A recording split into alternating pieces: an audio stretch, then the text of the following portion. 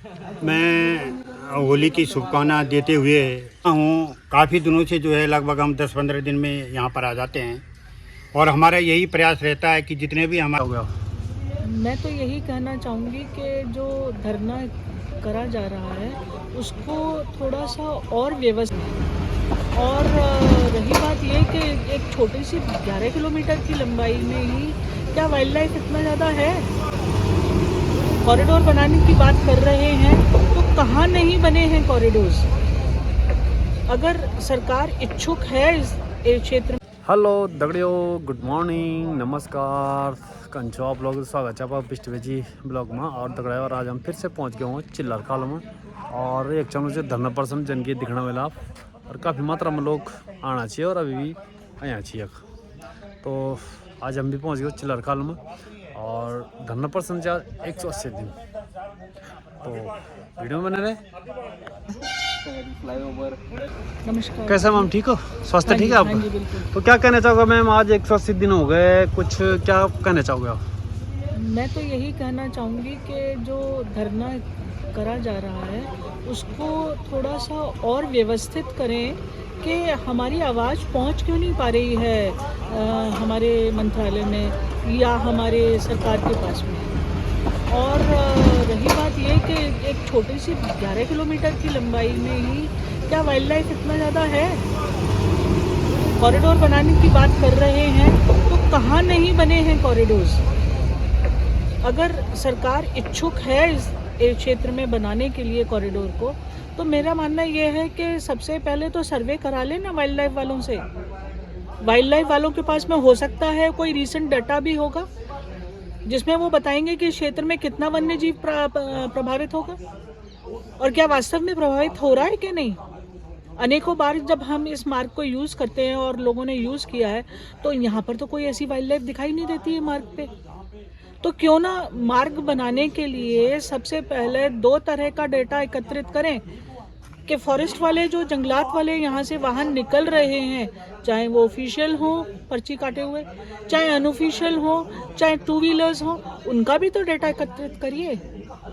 उससे पता चलेगा कि इस मार्ग को बनाना क्या आवश्यक है और क्यों नहीं आवश्यक है। कौन सा क्षेत्र ऐसा है जहाँ पर के नहीं बन रही हैं वाइल्ड लाइफ को ध्यान में रखते हुए सड़कें, वाइल्ड लाइफ भी नहीं प्रभावित हो रहा है और न ही ह्यूमन राइट्स जो हमारा अधिकार है वो प्रभावित हो रहा है। दोनों तरह से दोनों को सुरक्षित रखते हुए, दोनों को सुरक्षा प्रदान करते हुए वाहन कितने खराब होते हैं जब इस क्षेत्र पर से निकलते हैं, क्या कितना नुकसान हो रहा है इन वाहनों का, ये भी तो सोचिए।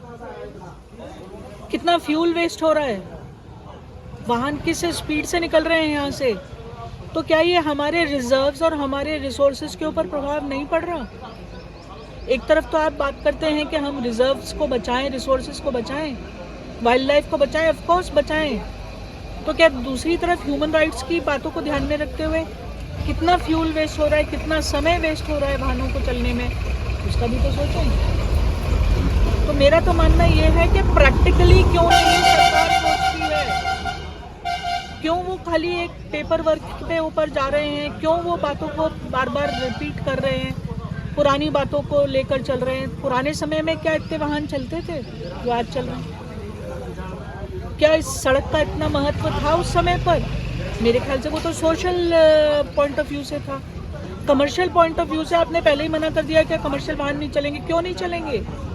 ये सड़कें हैं किस लिए? एक तरफ आप कहते हैं कि जीवन रेखाएं हैं, तो अगर जीवन रेखाएं हैं तो जीवन रेखाओं पे क्या मानवीय चलेगा? क्या कमर्शियल वाहन नहीं चलेंगे? और जिसके पास में जीएमओ में बैठने की अपनी पर्सनल कार लेने की सुविधा नहीं है तो वो कैसे जाएगा हरिद्वार या कैसे जाएगा पहाड़ों में? इसका मतलब क्या हुआ? आप उस लेवल पर सोच ही नहीं रहे हैं आम जनता की परेशानियों की वजह से ही तो ये सड़क मार्ग की डिमांड करी जा रही है। तो क्यों आप इसको एकदम हेलुसिनेशन कहना चाहिए या ऐसे भी कैसे कि एक सपने में आप ये सोच रहे हैं कि ये सड़क का निर्माण इसलिए नहीं करेंगे या करना है तो कमर्शियल बनाएंगे, रपटे नहीं और मतलब एलिवेटेड रोड्स नहीं बनेंगी, रपटे ही बनेंगे खाली। मैं तो नहीं समझती कि इसमें सरकार ने इस बात पे ध्यान दिया है। तो मेरा मानना ये है कि सरकार प्लीज़ मानवाधिकारों को ध्यान में रखते हुए इस सड़क का निर्माण जरूर से करवाएं और जल्दी से जल्दी करवाएं। जी मैम, बहुत बहुत धन्यवाद, थैंक यू। आप थे हमारे साथ मैडम मालाधिकारी जी, तो thank you very much.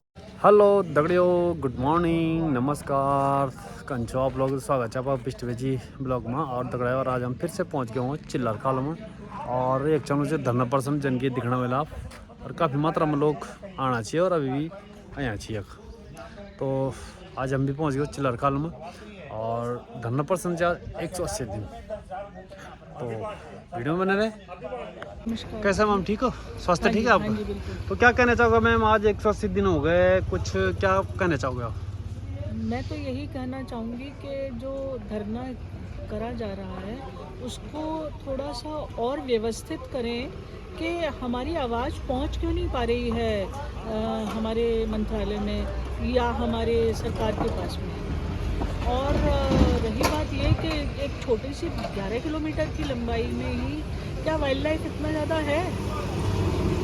Corridor बनाने की बात कर रहे हैं तो कहाँ नहीं बने हैं कॉरिडोर्स? अगर सरकार इच्छुक है इस क्षेत्र में बनाने के लिए कॉरिडोर को, तो मेरा मानना ये है कि सबसे पहले तो सर्वे करा लेना वाइल्ड लाइफ वालों से। वाइल्ड लाइफ वालों के पास में हो सकता है कोई रीसेंट डाटा भी होगा जिसमें वो बताएंगे कि क्षेत्र में कितना वन्य जीव प्रभावित होगा और क्या वास्तव में प्रभावित हो रहा है कि नहीं। अनेकों बार जब हम इस मार्ग को यूज़ करते हैं और लोगों ने यूज़ किया है तो यहाँ पर तो कोई ऐसी वाइल्ड लाइफ दिखाई नहीं देती है मार्ग पे। तो क्यों ना मार्ग बनाने के लिए सबसे पहले 2 तरह का डेटा एकत्रित करें कि फॉरेस्ट वाले जो जंगलात वाले यहाँ से वाहन निकल रहे हैं, चाहे वो ऑफिशियल हो पर्ची काटे हुए, चाहे अनऑफिशियल हो, चाहे 2 व्हीलर्स हो, उनका भी तो डेटा एकत्रित करिए।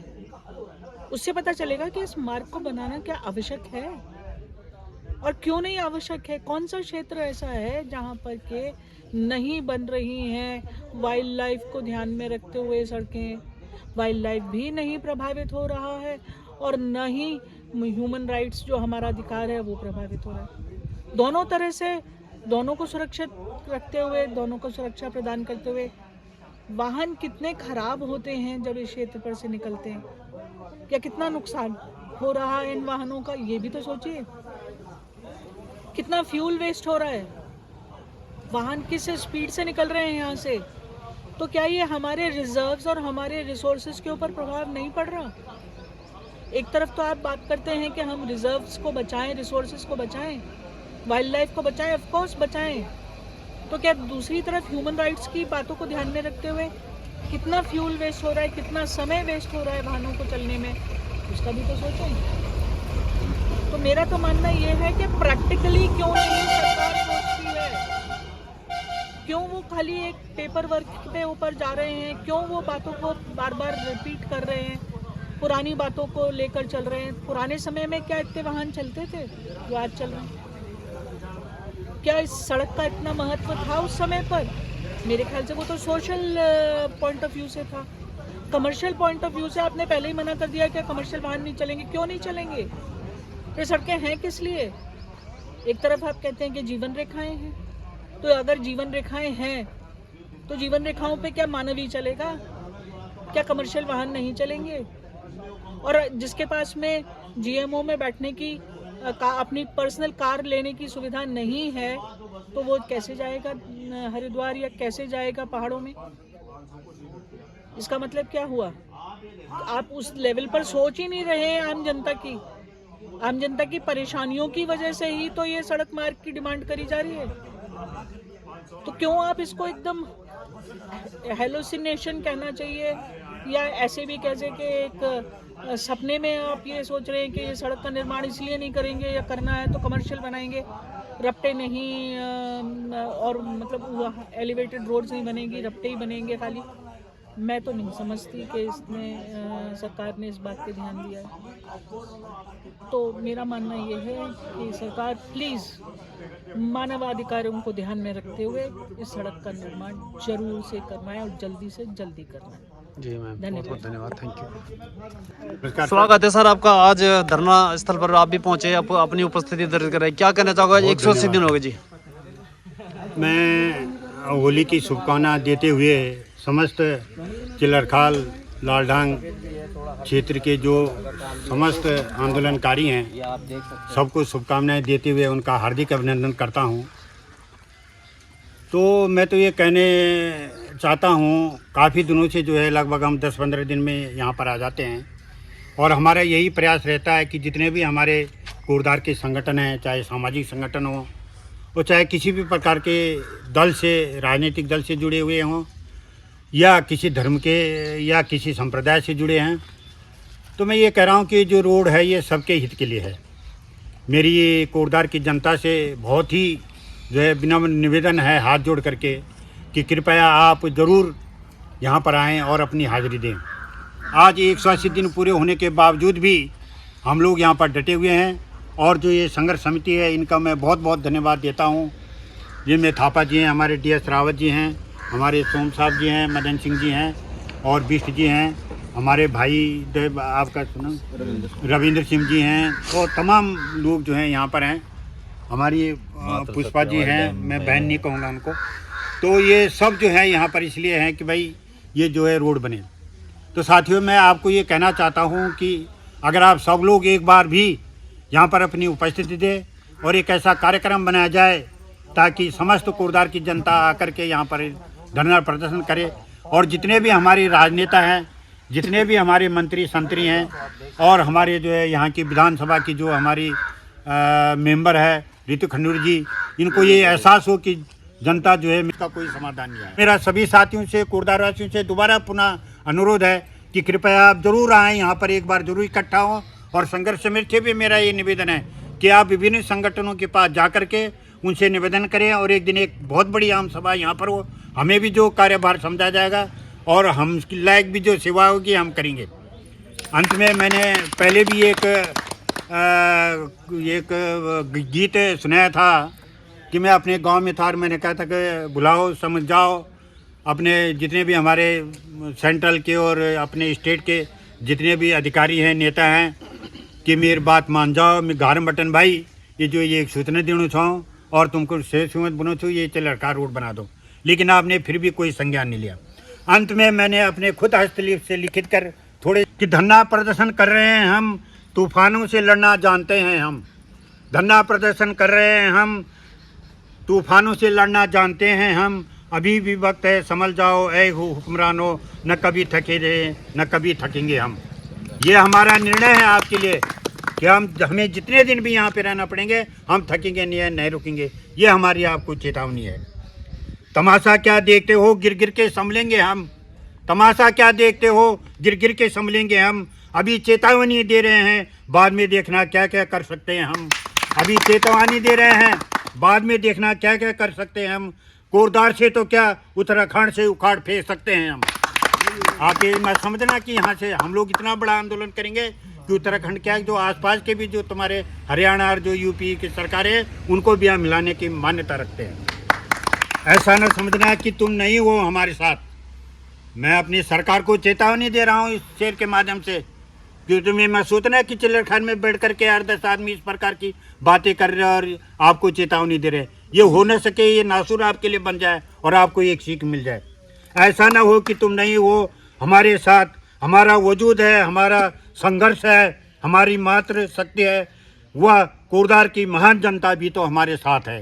कोरदार की महान जनता भी तो हमारे साथ है। जय हिंद, जय उत्तराखंड। तो साथियों, आज का प्रोग्राम संपन्न यहीं पर होता है। तो अगर वीडियो अच्छी लगे तो लाइक शेयर फॉलो जरूर करें। तो बाय बाय, जय हिंद, जय भारत, जय उत्तराखंड, नमस्कार, थैंक यू।